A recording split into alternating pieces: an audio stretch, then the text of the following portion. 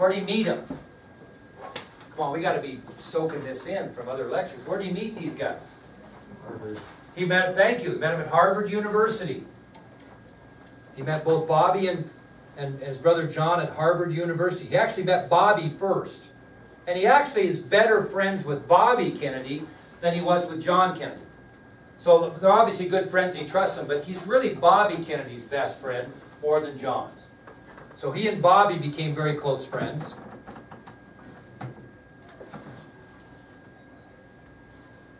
And after O'Donnell graduated from Harvard, he went to Boston College Law School and became a lawyer.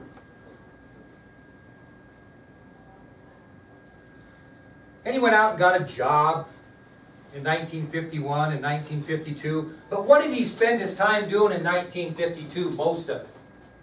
You should know this if you kind of key into this whole deal. What?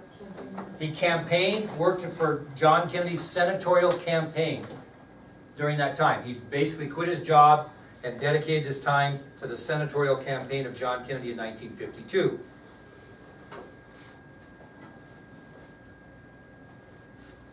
Now, when Kennedy was running for president in 1960, O'Donnell was the director of his campaign schedule. He scheduled all of his appearances and those types of things when Kennedy was running for president.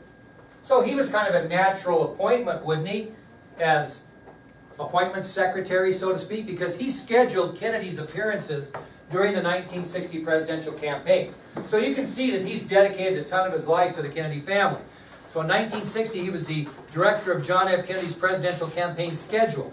And obviously in 61, he followed Kennedy to the White House and was given the title of appointment secretary and special assistant.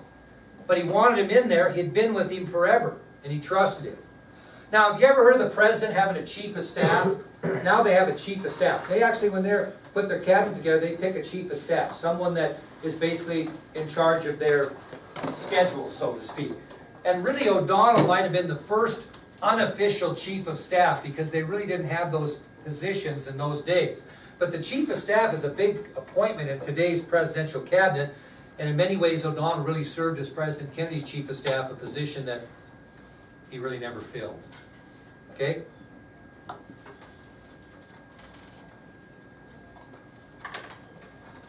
O'Donnell was a critic of the Vietnam War, and he advised Kennedy on many occasions to try to end America's involvement in that conflict, which we'll get to later. But he was an advocate against the Vietnam War. He was continually pressing the president to get America out of that situation. And a lot of historians believe that he would have never got into Vietnam had he not been assassinated to the extent that we got in. He had an interview with Walter Cronkite, which we'll talk about later, that really says that. But Kenneth O'Donnell was really pushing him to get out. During the assassination of the president, O'Donnell was actually seated in the Secret Service vehicle right behind the presidential limousine. He was right behind him. And so he got a first-hand view of that tremendous tragedy. And then we'll tell you his role in that. But Kenneth O'Donnell's role after the president was shot in the hospital and all that was incredible. We'll get into that later. After the president was assassinated, he obviously left the Kennedy cabinet, so to speak, and he ran unsuccessfully for the Democratic nomination for governor of Massachusetts. He did that in the late 1960s. So he ran for the Democratic nomination. He didn't even win the nomination, so he didn't run the general election. He lost the Democratic nomination for the governorship of Massachusetts in late 1960s. What do you think he did in 1968, if you can think kind of in the forward? Very good. You know, you've been really close with a couple of things today, so I'm going to reward you. Okay? He managed Bobby Kennedy's presidential campaign. Okay? And of course, that didn't go very far because Bobby Kennedy was assassinated in the primary elections. So he was campaign manager for Bobby Kennedy's campaign. He also helped with the campaigns of Hubert Humphrey and other Democratic candidates. He stayed pretty alive in politics. And probably the thing you're most familiar with is in 1976, he co-authored a book by David Powers entitled Johnny We Hardly Knew Ye, Memories of John Fitzgerald Kennedy.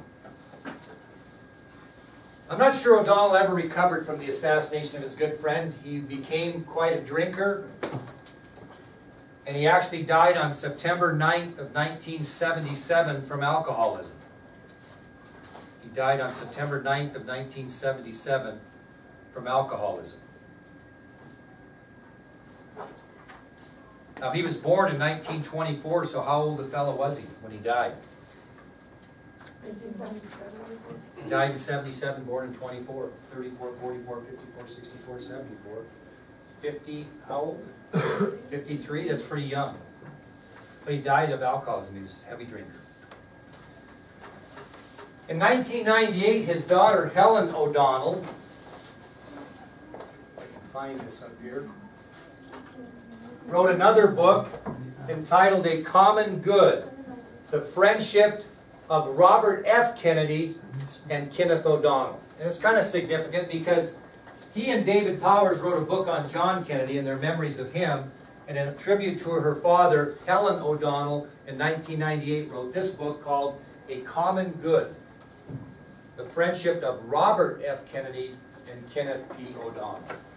So, Kenneth O'Donnell was a guy that not a lot of people know about in American history, but was a key player in the Kennedy administration up until the president's assassination. And he will be the final member of ExComm. Okay, well, let's kind of move on. We're still on Tuesday, October 16th. So he develops this committee, forms this committee, and they sit down and have a discussion, obviously, of what they're going to do about this situation in Cuba. Now, what do you think was the first option they came up with? What are you going to do? I mean, keep in mind, kids, you cannot let these missile construction sites become operational, because once they become operational, missiles can go in and missiles can be fired. So what do you think the first option they discuss is? What's that? Sort of. What did you, who said? I said like an airstrike. Bomb the construction sites from the air. So you're both right. So the only way they're going to get rid of these is they're going to bomb the construction sites from the air. But then what are you going to have to do once you do that? You're going to have to not so declare war so much you're close, we're going to have to invade. So your first option that they're coming up with is airstrikes of the construction sites followed by full-scale invasion. Okay? Because they're going to resist, are they not? So you're going to have to commit troops and you're going to have to go into Cuba. So this was an option of military force. So the first option they came up with was one of military force, to bomb the construction sites from the air, followed by full invasion. Okay? Well, as they're discussing this possibility, President Kennedy receives more bad news concerning Cuba. He receives this information. The Navy, who had been put on alert, has just sighted 25 Soviet merchant ships heading towards Cuba. So in the middle of this discussion of how they're going to take care of the missiles already in Cuba, and the fact that they're constructing the construction sites, they're constructing the missile sites, he finds out on top of that that now there's 25 merchant ships heading to Cuba. Now what are merchant ships supposed to be carrying? Goods and supplies. But you can imagine their thought. Okay? So as they're trying to decide what option to do here, the United States Navy sights 25 Soviet merchant ships that are heading towards Cuba. And although they're supposed to be carrying goods and supplies, as Callie said, ExComm is believing strongly that there's a good likelihood that these are carrying missiles to Cuba that are going to go in those launching pads and be a threat to the United States of America. Well, Kennedy just, presidents have a schedule. And he was scheduled to visit Connecticut the next day, on Wednesday. And what did he want to do because of the crisis? He wanted to skip it. He wanted to cancel it. Well, his advisors, especially Bobby and Kenneth O'Donnell, said, you cannot do that. You cannot cancel your trip to Connecticut. Why? Why do you think that'd be, Emmy? Why would Bobby and Kenneth O'Donnell, adamantly say you cannot alter your schedule? You got to go to Connecticut. I know we got a crisis here, but you got to go to Connecticut. Why would they say that? Yeah, and they do not want anybody to know about this. The only people that know about this are the CIA and the members of XCOM, because they don't want to panic in our country. So this thing is going to be a secret. And who especially don't they want to get a hold of this? The press. Very good. So, both Bobby and Kenneth O'Donnell convinced the president to go on as normal. It's crucial that the news of this crisis doesn't get out, especially to the press, because the press is going to run with this like you wouldn't believe. They don't want that, because have they come up with a solution to what they're going to do yet? No, they've only come up with one option, and that option is to bomb the construction sites from the air, followed by full-scale invasion. Okay, that's the end of Tuesday, October 16th. That's what happens on that date. So now we're going to move to the second day of the crisis, Wednesday, October 17th. And there's a crucial discussion on this too. So we'll cover this day and we'll be done. Won't be as long. Well, Kennedy's supposed to depart for Connecticut, but before departing, he attends a breakfast service at St. Matthew's Cathedral, which you will have the, I think, distinct honor to go see. The Pope was just there, actually.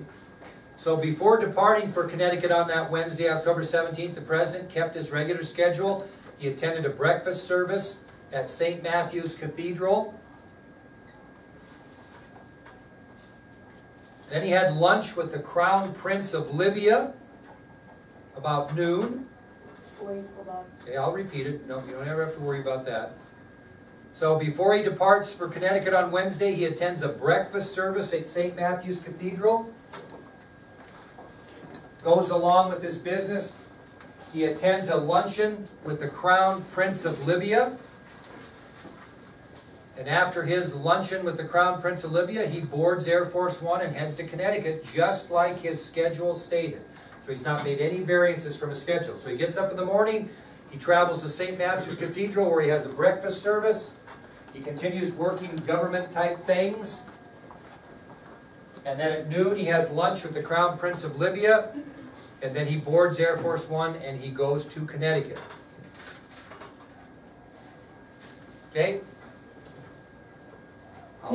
Yeah, I need to visit with you about an ACT tape.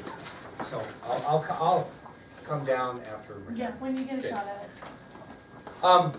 After his Connecticut appearance, which was very short, he returned back to Washington, D.C. to resume discussions with XCOM about what they're going to do in Cuba. So he goes to Connecticut, does his business, comes back, and meets with XCOM. Well, guess what XCOM was doing while he was gone? They were trying to come up with some different solutions. And the solution of airstrikes followed by invasion really worried Bobby Kennedy. Really worried him. He thought that this was a sneak attack, and it would be a sneak attack from a big country on a little country, and it would be seen as very unpopular across the world, especially at the United Nations. So Bobby Kennedy was very, very nervous, and he wanted some other options, as Brianna said, other than the airstrike invasion option, because he was very concerned that the world would see this as a sneak attack, kind of a bully attack on a big country on a little country. And it would be very unpopular. And are they going to need world support in the United Nations probably down the line on this deal? They certainly are. Okay? So, during the meeting of XCOM when the President was gone, Bobby Kennedy discussed some other options other than the invasion, the airstrikes and invasion. He thought that this airstrike and invasion would be considered a sneak attack by the United States on a bigger country, on a little country, and he didn't think that'd go well across the world with other big governments. So, just kind of listen to this. Bobby finally turned to Secretary of Defense Bob McNamara, and he said, are there any other options we could possibly think of? And this is what he said. He said, quote, Bob, if we go ahead with these airstrikes, you know what it'll come to in the end. There's got to be something else. Give it to me. Okay, I want to repeat that as it's important. What do you decipher from this quote? He says to McNamara, Bob, if we go ahead with these airstrikes, you know what it'll come to in the end. There's got to be something else. Give it to me. He wants another option, doesn't he? But what's he mean by, he says, you know what it'll come to in the end? What's going to come into play if we airstrike and invade Cuba? Over, not yet. What's the Soviet Union going to do to maybe take us into that war? If we airstrike Cuba and invade, what's the Soviet response? They'll take Berlin. West Berlin, no doubt. And we're not giving up West Berlin for anything. So that could lead us to a war. So that's what Bobby says when he said, he's talking to Bob McNamara, Robert McNamara, and he says, Bob, if we go ahead with these airstrikes, you know what it will come in the end. There's got to be something else given to me. He's wanting another option other than the airstrikes and invasion because he knows if we do that, there'll be a move on West Berlin, and that would be bad. So McNamara responded with a scenario, an option that they considered 6 months earlier if this thing happened. They anticipated that they would have to deal with Cuba somehow in some way. They anticipated that Cuba was going to be a problem because they were allies with the Soviet Union. They actually anticipated that there might end up being missiles and missile launching pads in Cuba. They looked at that scenario and they came up with a plan 6 months earlier. And this is what McNamara told Bobby, that this scenario that they considered was a naval blockade of all ships into Cuba. So the second option that Robert McNamara gave the ex-com committee when the president was in Connecticut was a scenario that called for a naval blockade of all ships into Cuba. What does that solve? Any more missiles coming in. They're still going to have to deal with the ones on the ground and the pads. But it does keep them away from an invasion and an airstrike, which Bobby Kennedy sees as very, very dangerous. Because he knows if the United States does that, we're going to have issues in West Berlin, and that's going to lead us to maybe even a third world war. So the thing I want you to understand here is one of the military guys, without question, kick ass and take names. They want, without doubt, airstrikes followed by invasion. To them, there's no other option. And they're not thinkers outside the box because they're military guys. And I guess, you know what? Hey, if the Russians go into West Berlin, by God, we'll take care of those bastards too. I mean, that's exactly how the military thinks. And Kennedy has got to think outside the box because that leads to big problems, right? And so just keep that in mind. The military wants military action. And so it's going to take somebody like Bobby thinking outside the box to put people in perspective. Okay? Now, that'll take us into Thursday, October 18th, and we'll see how people respond to this blockade idea. See how they respond to that. Okay? Good job today.